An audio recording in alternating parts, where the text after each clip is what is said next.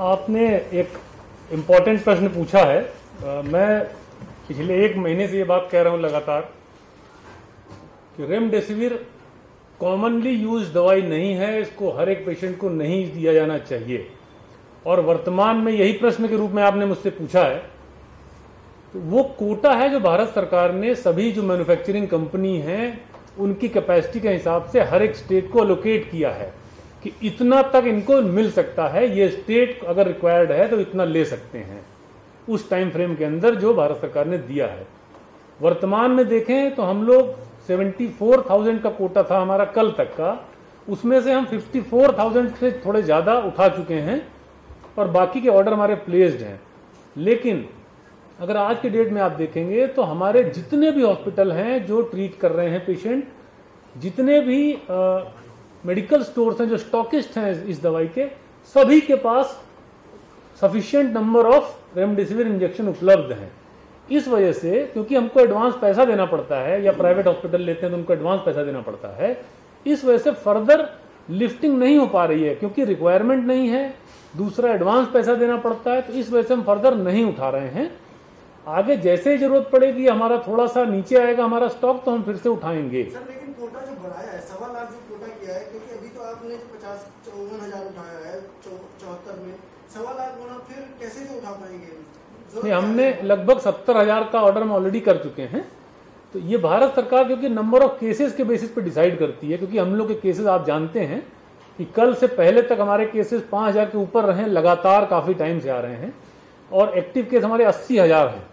तो उसको देखते हुए गवर्नमेंट ऑफ इंडिया ने पूरे नेशनल लेवल पे हर एक स्टेट का कोटा एलोकेट किया है, तो उसके हिसाब से हमको एक कोटा मिला है। तो हमारी वो अधिकतम सीमा है कि बिना किसी रोक टोक के हम उतनी दवाई उठा सकते हैं। हम अगर नहीं हमें जरूरत है तो हम नहीं उठाएंगे। सर हरिद्वार में बर्फानी अस्पताल जो है वहाँ पर 65, मैं जो बताना चाह रहा था पहले मैं वो बता लूं, फिर आप हैं? हाँ, मैं एक बार वो बता दूं आपको जो इम्पोर्टेंट चीज थी हमारे लिए और आपके लिए भी है, क्योंकि ज्यादा वो इम्पोर्टेंट है, बाकी चीजें भी आप फिर पूछ सकते हैं मुझसे। एक हमने आज जो हमारी एक्सपर्ट कमेटी है जो हमारी वाइस चांसलर मेडिकल यूनिवर्सिटी की अध्यक्षता में, उसमें थोड़ा संशोधन किया, उसमें कुछ लोग और ऐड किए हैं। हमारे प्रिंसिपल पिथौरागढ़ मेडिकल कॉलेज हैं प्रोफेसर बरोनिया, उनको हमने इसमें ऐड किया। वो क्रिटिकल केयर स्पेशलिस्ट हैं, वो SGPGI से में प्रोफेसर थे, वहां से हमने उनको लिया था, उन्हें हमने इसमें ऐड किया है। उनके अनुभव को देखते हुए हमने सारे चारों मेडिकल कॉलेजेस के रिप्रेजेंटेटिव ऐड किए हैं इसमें, हमारे जो गवर्नमेंट मेडिकल कॉलेज हैं। इसके अलावा हमने एक पब्लिक हेल्थ एडवाइजरी कमेटी भी बनाई है जो कम्युनिटी मेडिसिन के हेड ऑफ डिपार्टमेंट हैं दून मेडिकल कॉलेज के, वो उसको चेयर करते हैं, उनको भी इसमें ऐड किया है, क्योंकि कोई भी प्लानिंग बिना पब्लिक हेल्थ प्लानिंग के नहीं हो सकती है। तो हमने दोनों अलग कमेटी रखी थी, अब उसको मर्ज एक तरह से इसमें भी हमने उनको ले लिया है। अगर पब्लिक हेल्थ का कोई इश्यू होगा तो वो उसको फ्लैग करके उसमें अपनी एडवाइस दे सकते हैं। और स्टेट सर्वेलेंस ऑफिसर को भी हमने इसमें ऐड किया है ऑफिशियली। तो ये 4 एडिशन हमने किए हैं इस कमेटी में, और हमने इसका ऑर्डर जारी कर दिया है। इसके बाद जो मैं आपको बताना चाह रहा था कि हमारी एक्सपर्ट कमेटी ने अपनी रिकमेंडेशन दी है, उसमें जो मेन चीजें, हमारा जो फोकस है, मैंने पहले भी कहा था, हमारा फोकस होना चाहिए प्रिवेंशन, क्योंकि ब्लैक फंगस जो है कॉमनली फाउंड फंगस है जो एटमॉस्फेयर में, मिट्टी में, हमारे घर के आसपास और अस्पतालों में कॉमनली होता है। हमको सिर्फ उसको अपने बॉडी में आने से, अपने शरीर के अंदर जाने से रोकना है, हमारा टारगेट ये होना चाहिए। होने के बाद ट्रीट करना बहुत मुश्किल होता है। कल भारत सरकार की एक VC थी, हम लोग भी कनेक्टेड थे, उसमें डॉक्टर रणदीप गुलेरिया जो एम्स के डायरेक्टर हैं, उन्होंने डिटेल में बताया कि अगर एक बार ये अंदर चला गया साइनस के अंदर या कहीं, तो बहुत कॉम्प्लिकेटेड सर्जरी करनी पड़ती है। 6-7 फील्ड के डॉक्टर्स में इन्वॉल्व होते हैं इसको करने में, और 50% मोर्टेलिटी है। तो हमारा टारगेट है कि हम बचा सकें। उसमें कॉमनली ये होता है कि हम जो कंस्ट्रक्शन साइट्स हैं उसमें बिना ग्लव्स पहने, बिना शूज पहने, लंबे शूज ये सब पहने न जाएं। हॉस्पिटल के अंदर जो ऑक्सीजन मास्क यूज कर रहे हैं उसको क्लीन करके यूज करें। जो पानी उसमें डाला जा रहा है वो स्टेराइल वाटर होना चाहिए, डिस्टिल्ड वाटर होना चाहिए, नॉर्मल टैप वाटर नहीं होना चाहिए, क्योंकि उससे भी जा सकता है। इसके अलावा डायबिटीज कंट्रोल में रहनी चाहिए, क्योंकि जो डायबिटिक हैं सबसे ज्यादा खतरे में वही लोग होते हैं। इसके अलावा जो साइंस होते हैं, इसके जो सिम्टम्स और साइन आते हैं, उसको इमीडिएटली पकड़ना चाहिए।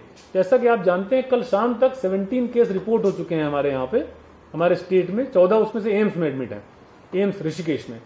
तो ये सीरियस टाइप की बीमारी है, अगर इमीडिएटली उसको हम पकड़ सकते हैं तो हम अपने आप को बचा पाएंगे, अपने पेशेंट्स को बचा पाएंगे।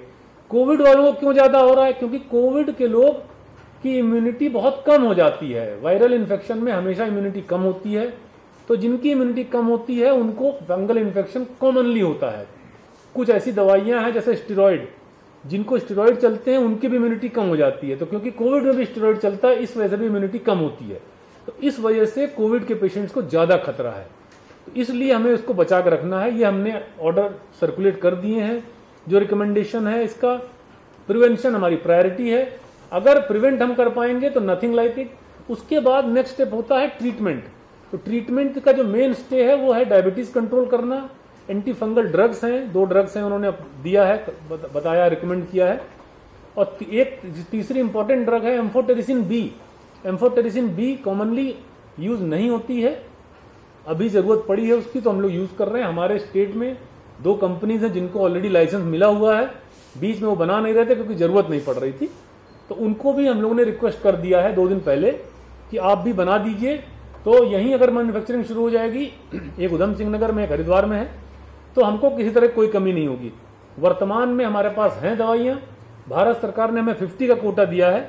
हम लोगों ने फर्दर 500 इंजेक्शन का कोटा के लिए रिक्वेस्ट कर लिया है अपनी तरफ से। यहां मैन्युफैक्चरिंग शुरू हो जाएगी तो यहां शॉर्टेज ऑटोमेटिकली खत्म हो जाएगी, फिर हम यहां से दूसरे स्टेट्स को भी दे पाएंगे। लेकिन हमारा मेन स्टे यही है कि स्टेरॉइड का जुडिशियस यूज किया जाए, मतलब बहुत ज्यादा स्टेरॉइड न दिए जाएं, साइंस को चेक किया जाए, और जो मैंने बताया ऑक्सीजन पाइपलाइन, ऑक्सीजन मास्क, उसके अंदर जो पानी डालते हैं, ये सारी चीजों को अगर हम सावधानी से रखेंगे तो हम ब्लैक फंगस से बचा पाएंगे अपने पेशेंट्स को। देखिए, जो टेस्ट रेट नहीं कम हुए हैं वो हरिद्वार में कुंभ के दृष्टिगत, कुंभ का अलग से टेस्टिंग हो रहा था, तो कुंभ में अकेले 30,000 के आसपास टेस्ट हो रहा था। तो कुंभ खत्म होने के बाद से हरिद्वार का जो कुंभ के वजह से टेस्ट हो रहा था वो कम कर दिया गया है, लेकिन उसके एवज में बाकी जनपदों ने पिक किया है। तो आप देखेंगे कि जब वहां पे मैक्सिमम गया था 45,000 टेस्ट गया था एक दिन, अदरवाइज हमारा 30,000 से 35,000 टेस्ट चल रहा था रूटीन में, और 30,000 के आसपास अभी भी हम चल रहे हैं। वो सैटरडे और संडे में कभी कभी कम होता है, डिप करता है हमारा, क्योंकि हमारा भी स्टाफ है, लगातार काम कर रहे होते हैं, तो एक दिन कहीं ना कहीं बीच में ब्रेक देना पड़ता है, छुट्टी देनी पड़ती है। तो हफ्ते में एक दिन जनरली सैटरडे या संडे में थोड़ा सा डिप करता है, लेकिन वो भी बहुत ज्यादा डिप नहीं करता है। और मैं ये नहीं कह रहा हूं कि केस हमारे कम होने शुरू हो गए हैं, मैं ये सिर्फ कह रहा हूं कि पिछले 1 हफ्ते से लगातार हमारे 5,000 से ज्यादा केसेस आ रहे थे। कल थोड़े कम केसेस आए हैं, लेकिन हम इसको अभी एक ही दिन के केस से हम ये कंक्लूजन नहीं ड्रॉ कर सकते कि हमारे केस कम होने लगे।